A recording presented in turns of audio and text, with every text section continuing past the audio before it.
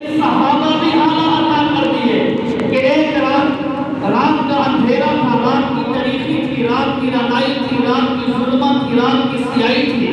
کہ طیبہ کے نام، طہرہ کے نام، عتیقہ کے نام، عفیفہ کے نام، حبیب خدا جناب عائشہ صدیقہ اللہ کے نبی کے قدموں میں موجود ہے۔ تو طیبہ کے نام نے دیکھا کہ آسمان کے اوپر ستارے مسکرا رہے ہیں،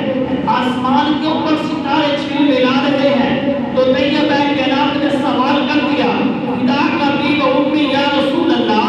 میرے ماں باپ آپ پہ قربان، اللہ کے نبی یہ تو بتائیں یہ جو آسمان کے اوپر ستارے چمک رہے ہیں، چھل ملا رہے ہیں، مسکرا رہے ہیں، ان ستاروں کی تعداد کیا ہے؟ ان ستاروں کی تعداد کیا ہے؟ اللہ کے پیغمبر نے کہا عائشہ میرے علم میں نہیں ہے کہ ان ستاروں کی تعداد کیا ہے، ہاں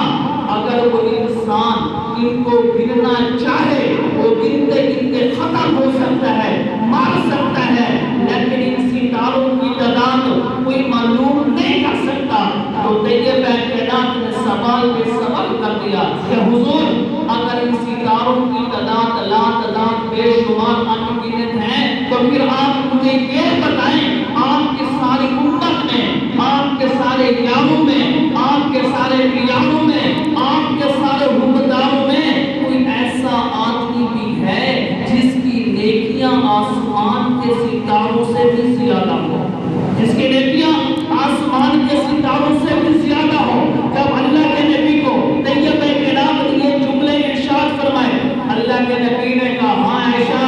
میری ساری امت میں، میرے سارے یاروں میں، میرے سارے پیاروں میں عمر بن خطاب وہ مقدس ترین انسان ہے جس کی نیکیاں آسمان